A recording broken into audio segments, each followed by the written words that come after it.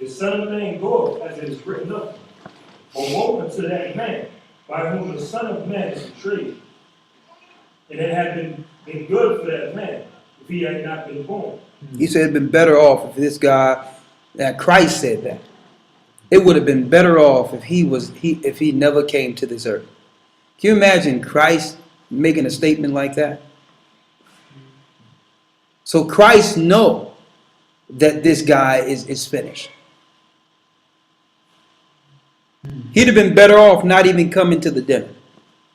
You'd have betrayed your brother, and now you're going to sit and meet with him at his last meal as if you love him.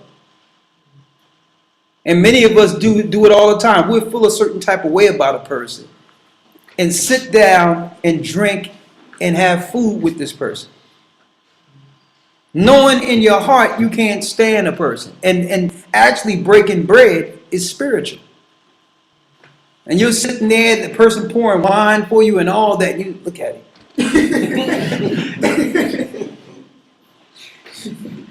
You swear he got it going on. Look at his house. So this is how we be. Yeah, that's real right. Look at his house. Always thinking I can pour my own wine. And they looking at you and you sitting there don't even know that this person have an issue with you. This is how, instead of being hospitable and appreciative,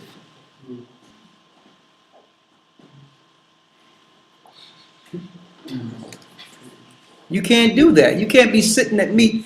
If I'm feeling a certain type of way about you, either we're going to settle this or we can't break bread. Let's settle this, then break bread. And see, and that's what Christ was talking about. He's like, listen, and the Most High said, listen, don't bring a gift to the altar for me. You go make it up to your brother first. And then you bring a gift to my altar. Because how can you respect me and not respect the God in your brother, me in your brother whom you see every day? So don't try to sit there and pray and have your hands all up, doing all this before the Most High. And, oh, Lord, I wait for the sun to come up and I'm going to just... Most High is not even dealing with it. And then as soon as you get up off your knees and brush your knees off, I can't stand it.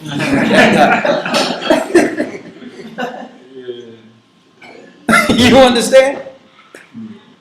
Make it, if you have any issue with a brother or sister, settle that. And then the Most High will accept your gift and your prayer.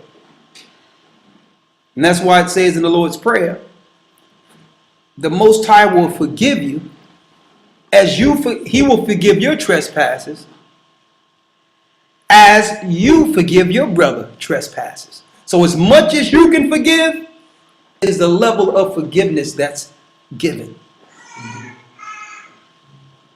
As much as you can forgive your own brother is as much forgiveness. That's the forgiveness you receive. Excuse me.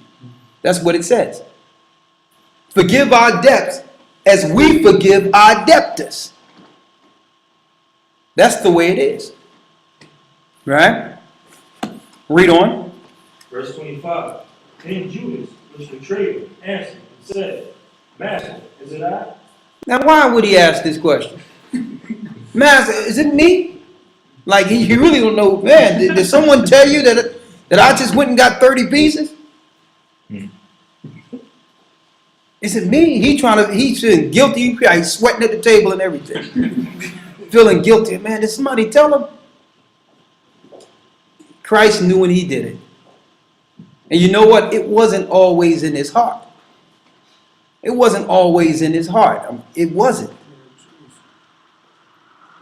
When that thing came to his mind, he could have just let it be and say, well, maybe I don't understand what's going on with this oil. Or he could have took this thing and run with it. And he had time to think about it on his way to tell on him. And then after he's finished, he's going to come and sit down at dinner. Man, let me tell you, Man, and brothers and sisters, you probably seen this many times. Somebody sitting there, oh yes, yes. This is a holy gathering. How you doing? How you doing, brother? How you doing, sister? Oh, this is a blessed day. I see that knowledge all day. And next thing you know, somebody's sitting there with a camera with GOCC exposed or something. or something else.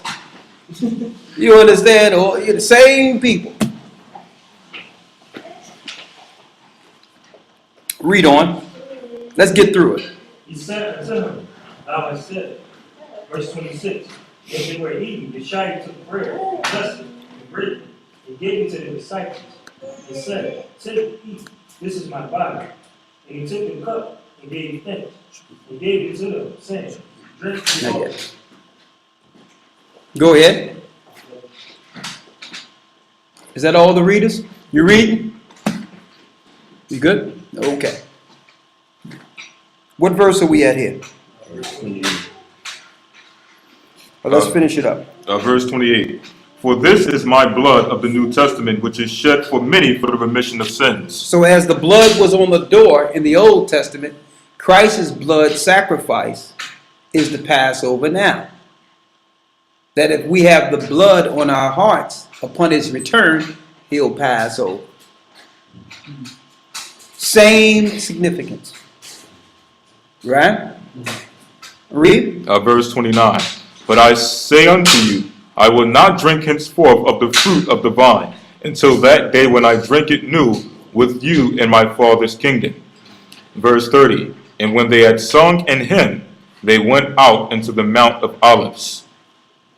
Okay, let's go to let's go to Corinthians.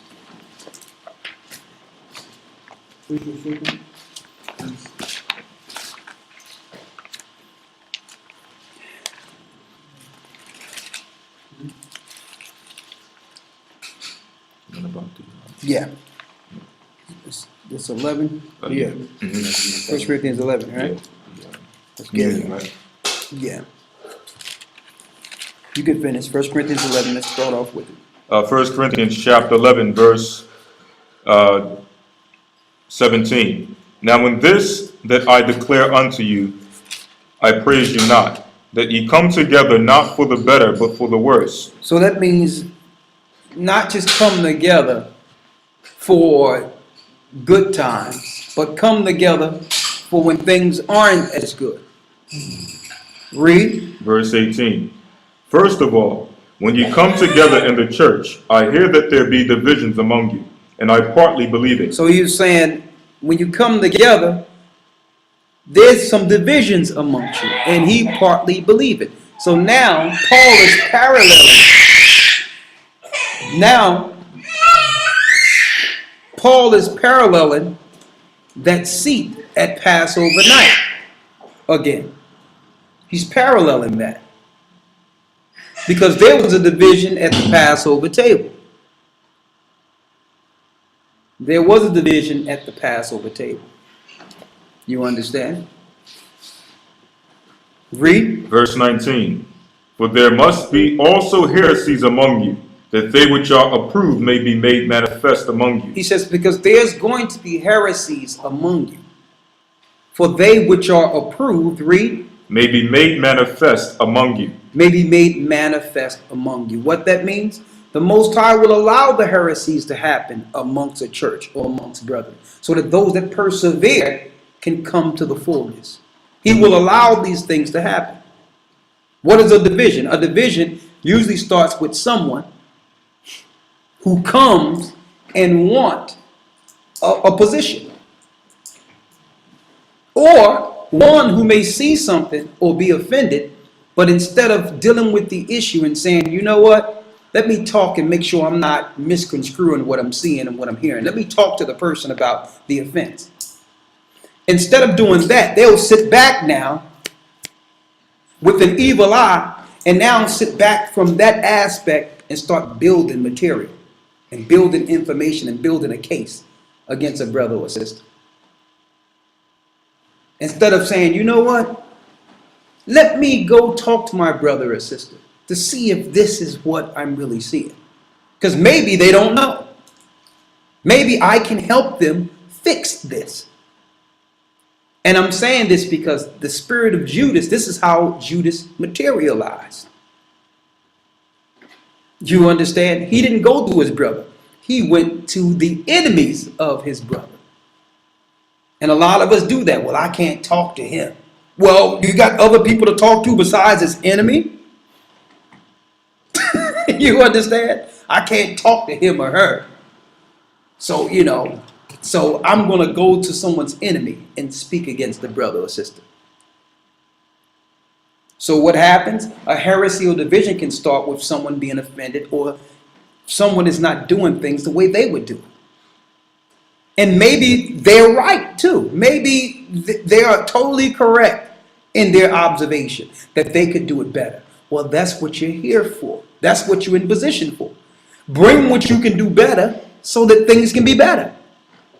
Not sit back and look at, well, they don't do things right, or this person don't do things right.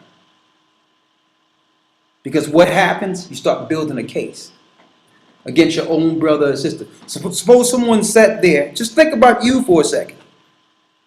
Somebody just watched everything you did. And the things that could be corrected just didn't say anything, but just took inventory of every bad aspect of your life. Right?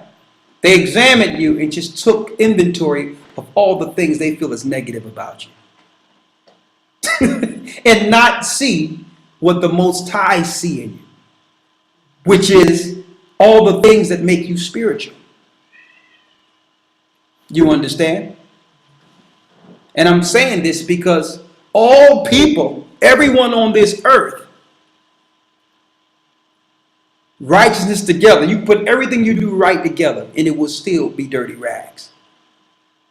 So if I didn't see the God in a person or the spirit in the person that the Most High see and just was looking for the negative, that would be easy to do. That would be quite simple because a lot of us have faults, even by habit, that are wrong. Yeah. So if someone portrays their brother, are they going to get the same type of judgment Judas got? Absolutely. And when Christ says it will be better that they weren't born. It's the same deal. Yeah, because don't forget, and Christ tells us in Matthew, I think it's Matthew 15. He says, as you did this to the least of my brothers, you've done it unto me. You understand? So that's why Paul is reiterating these things again.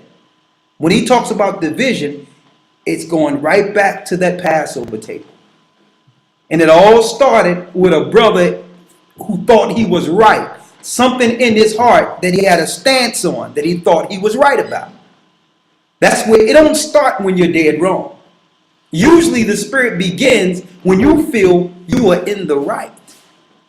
Now, was Judas in the right when he thought that he could sell that oil and give to the poor? Was that a wrong sentiment? No, that was good that he wanted to sell that oil for the children and the poor. So it wasn't, usually it's not a bad thing. Usually it's when you think you're right. That's when Satan gets up in you. Man, listen, you've been in this word how long? You've been in this truth how long? He ain't the only one that knows scriptures. The Most High working with you too. This is how it happens. That's how it happens. Because I always remembered in church when I was younger. Yeah. They always used to give the impression that the only person who ever got that type of vision was Judas. Nah. Judas is the example of all of us. Everyone always saying was, be like Christ. Be like Christ. But the barometer is, there's a good chance that we can be like Judas. Judas wasn't just some guy operating. Judas was someone that Christ loved. You understand? Christ loved Judas.